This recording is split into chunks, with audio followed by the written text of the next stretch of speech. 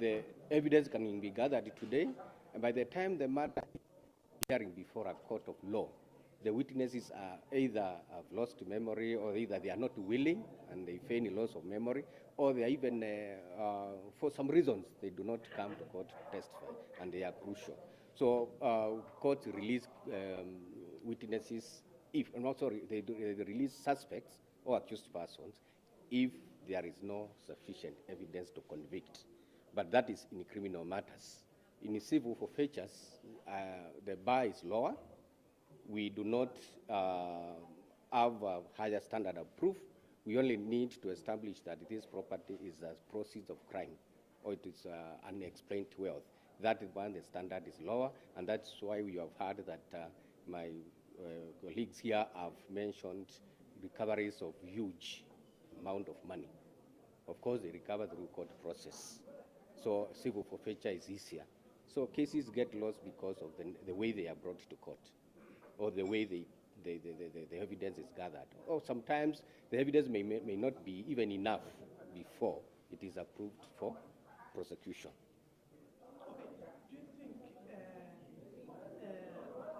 Do you think they have no capacity, or why do we have that?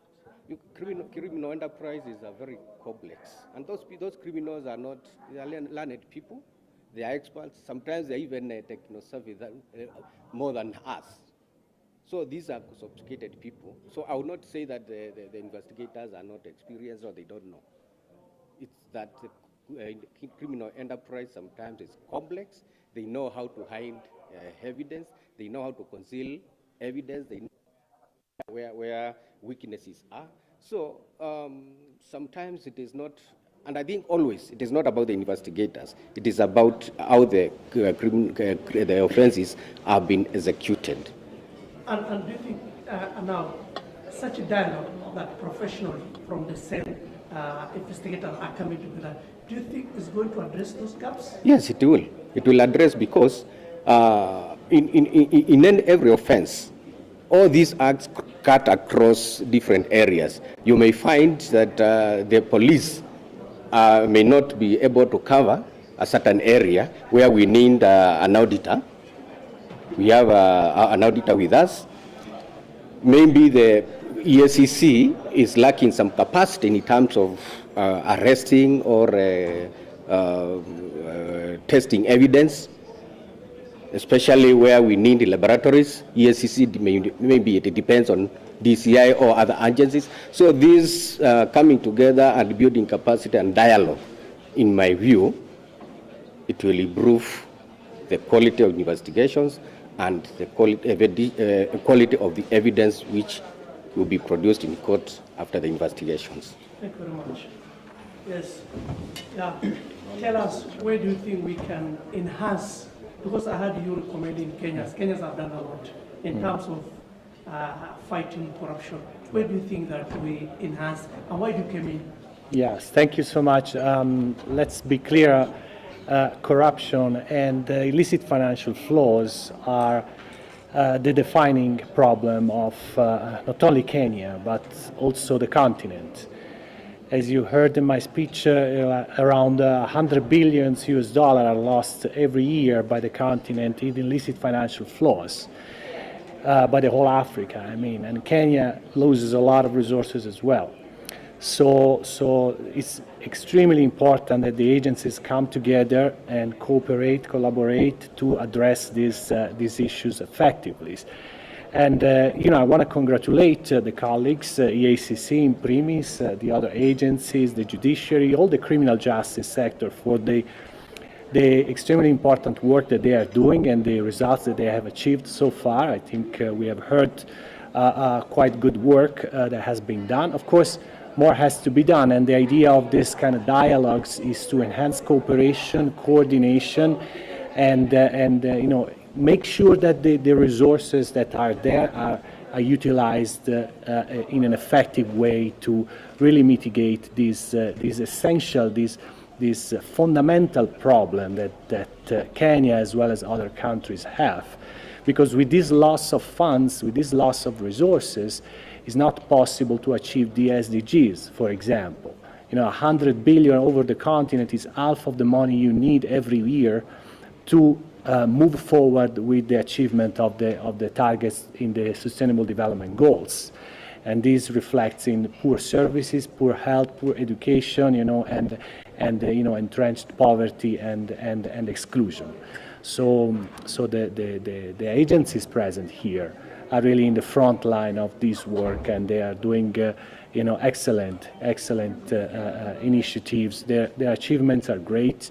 We need to build on those. We need more of those. And as UN Office on Drugs and Crime, we are the agencies mandated to support state parties of the UN Convention Against Corruption in the fight against corruption, and we are here to support this process, and we are grateful for the cooperation. We are grateful for the cooperation with EACC in premise, who is the focal point for the implementation of the UN Convention Against Corruption, but also with all the other agencies here, and we wish them a fantastic work and great achievements in the coming future. Thank you very much. Thank you. Thank you. And I hope it is in line with the mandate, not other issues. Eh? Yes. Yeah, please. So I'm asking. Who you're asking? Yeah, anyone can answer me on that. What are you doing as a commission to create awareness and educate the society, or rather the citizens, about corruption? And secondly, it is very hard to train old dogs new tricks. The older generation may have been corrupted very hard, and we thought corruption cannot end. But now we have the new generation. Do you have future plans to help curb the corruption in future? Those two questions.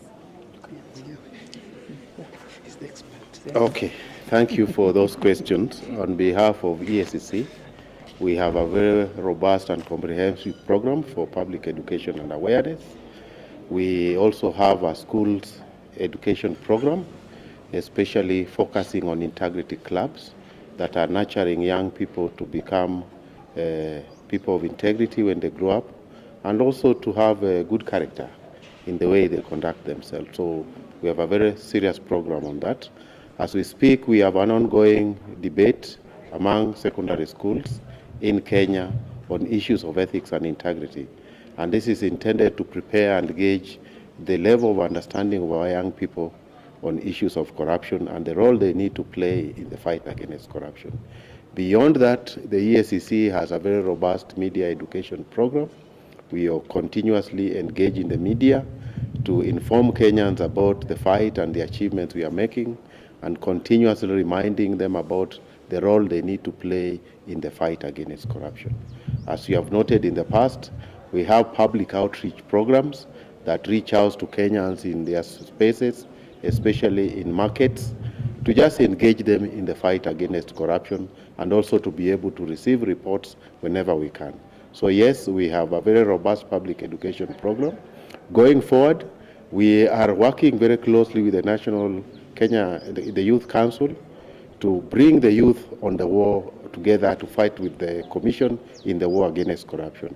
Our strategy is to ensure that out-of-school youth, in-school youth have an effective role in fighting corruption, and especially in the role of electing leaders of integrity, noting that over 70% of our population in this country is the youth. So they have a say, they have a stake, and therefore the Commission is inviting them to support the war against corruption in line with the current theme on uniting uniting with the youth in the fight against corruption globally. Thank you. Thank you very much. Thank you. So we can quickly have a cup of tea. No, Francesco, you are next. Unajificha ficha vipi? Kwa nini afande? Sijajificha. Unajua sasa mimi ni kichona wewe najua natakiwa nile chini. No, usiende chini kuja juu. Float. Float.